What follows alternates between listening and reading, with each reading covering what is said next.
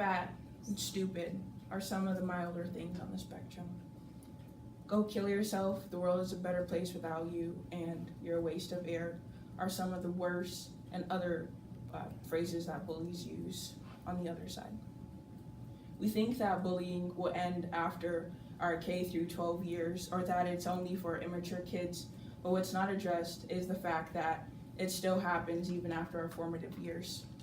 A 2011 study from the University of Indiana showed that 22% of college students reported being cyberbullied, while 15% reported traditional bullying.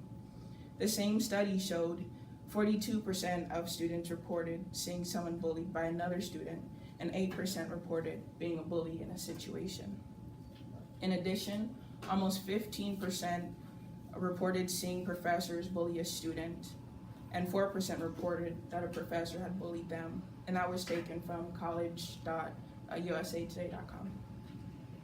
Bullying will not end due to the inherent nature of humans.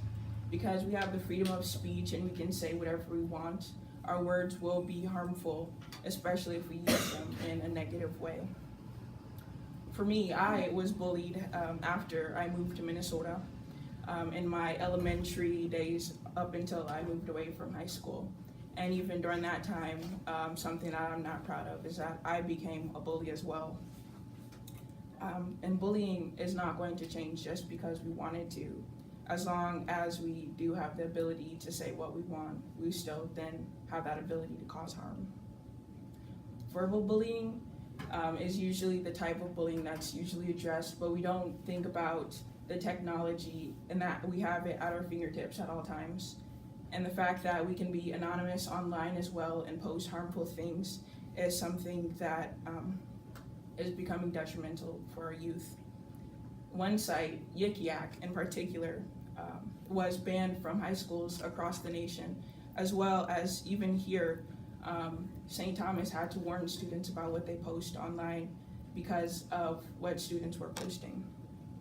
It has come to the point where 52% of young people have reported being cyberbullied, and 55% of all teens who use social media have witnessed outright bullying through that medium, and that's taken from nobullying.com. We've seen incidents happen on Yik Yak as well, where we see unsuspecting students being bullied, and the comments are very bad at that too. When we see cyberbullying, there are three things as to why we ignore this situation. One, we have no context of it. Two, we don't want any involvement in the situation. Or three, we are just not even aware that it was happening.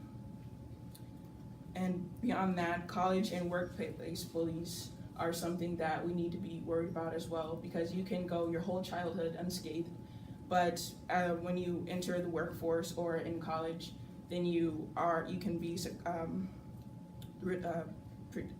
shown peer pressure.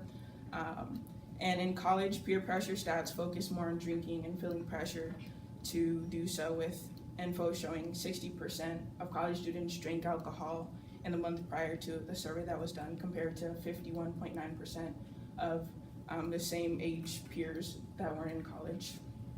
Workplace bullying, on the other hand, has more prevalent statistics for actual or normal bullying. So 27% of adults have current or past direct experience with abusive conduct at work, and 72% of the American public are aware of workplace bullying.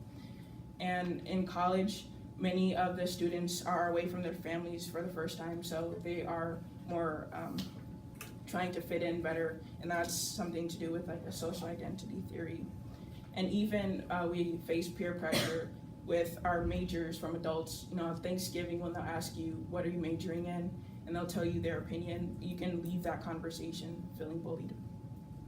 Sticks and stones may break my bones is a popular nursery rhyme that we're taught as adolescents.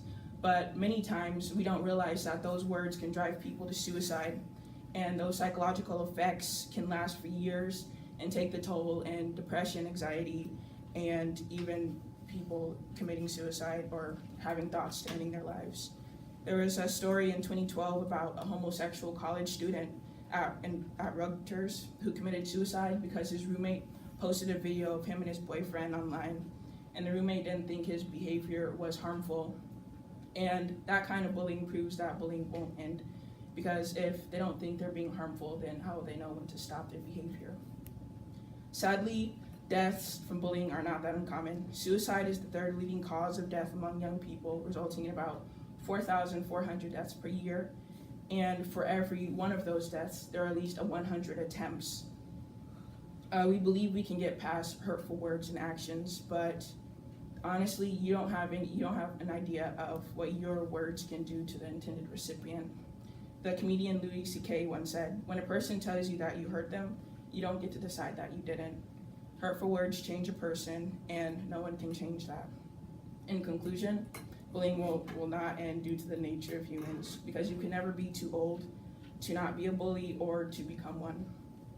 So workplace bullying, cyberbullying, and normal or regular bullying are the most prominent forms of bullying in college and beyond. And if you take anything away with this, you will always be a witness to bullying.